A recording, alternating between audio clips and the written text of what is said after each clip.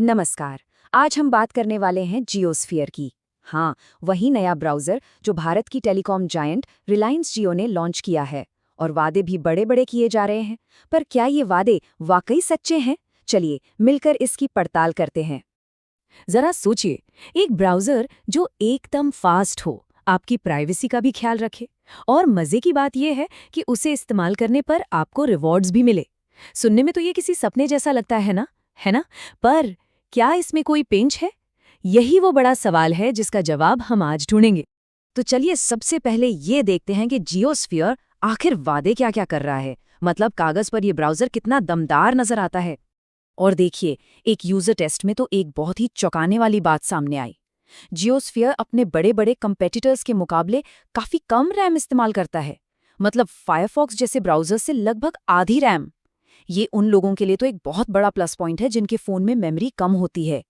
और बात सिर्फ स्पीड तक ही सीमित नहीं है। जियोस्फीयर में तो पहले से ही कई जबरदस्त सिक्योरिटी फीचर्स भरे हुए हैं, जैसे कि एक फ्री वीपीएन जो आपकी ऑनलाइन पहचान को छिपाता है, एक एड ब्लॉकर भी है जो फालतू के एड से छुटकारा दिलाता है, और एंटी ट्रैकिंग फीचर जो वेबसाइट्स को आपकी जासूसी करने से रोकता है।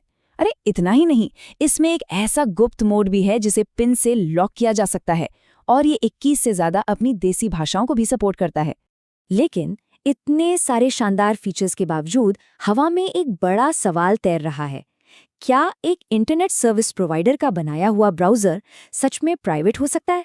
और यहीं से कहानी में एक बहुत दिलचस्प मोड़ आता है।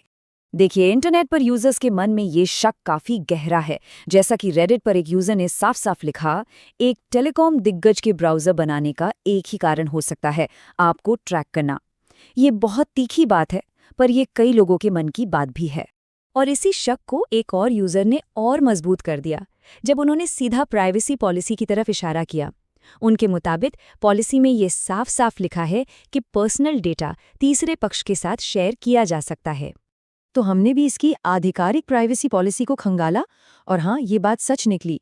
पॉलिसी में साफ लिखा है कि आपकी पर्सनल जानकारी को एडवर्टाइजिंग और दूसरी बिजनेस ज़रूरतों के लिए सहयोगियों और थर्ड पार्टीज के साथ शेयर किया जा सकता है।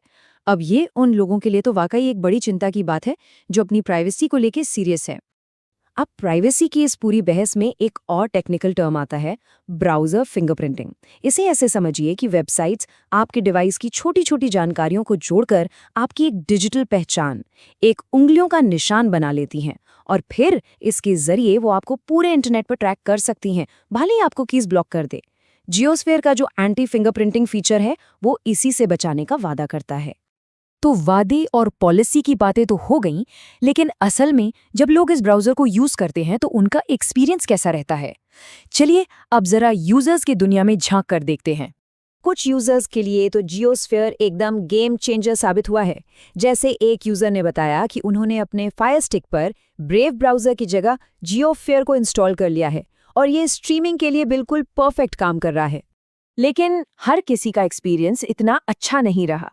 एक दूसरे यूजर ने एक बहुत ही बेसिक कमी की तरफ ध्यान दिलाया। ब्राउज़र बुकमार्क्स ही सेव नहीं करता। उन्होंने लिखा, इस बेसिक फीचर के बिना ये मेरे लिए तो बिल्कुल बेकार है, और ये वाकई एक बड़ी प्रॉब्लम है। तो जैसा कि साफ है, लोगों की राय बंटी हुई है। एक तरफ कम रैम खाना और बैकग्राउंड में यूट्यूब प्लेबैक जैसे शानदार फीचर्स हैं, तो दूसरी तरफ बुकमार्क सेव ना होना, फोन का गर्म हो जाना और कुछ टेक्निकल ग्लिच भी हैं। मतलब साफ है कि ब्राउज़र में दम तो है, पर अभी इसमें सुधार की काफ़ी गुंजाइश है। अब बात करते हैं उस एक चीज़ की जो जियोस्फीयर को शायद बाकी ब्राउज़रों से अलग बनाती है, और जो जियो की बड़ी स्ट्रैटेजी का एक बहुत ज़रूरी हिस्सा है, और वो है इसका रिवॉर्ड सिस्टम, जियो कॉइन। तो ये जियो कॉइन का सिस्टम काम कैसे करता है? फंडा बिल्कुल सिंपल है। आप ब्राउज़र यूज़ करते हैं, आप जियो कॉइन कमाते हैं, और फिर आप उन कॉइन्स को डिस्काउंट के लिए इस्तेमाल करते हैं। ये आपको ब्राउज़र से जोड़े रखने का एक बहुत ही स्मार्ट तरीका है। और इस रिवॉर्ड सिस्टम के पीछे कोई ऐसी वैसी टेक्नोलॉजी नहीं, बल्कि मॉडर्न ब्लॉकचेन टेक्नोलॉजी है। ये वेब3 वॉलेट पॉलीगॉन लैब्स के साथ पार्टनरशिप में बना है, जो ब्लॉकचेन के दुनिया का एक जाना माना नाम है। इसका मतलब ये हुआ कि रिवॉर्ड्स एक सिक्योर और डिसेंट्रलाइज सिस्टम पर आधारित हैं।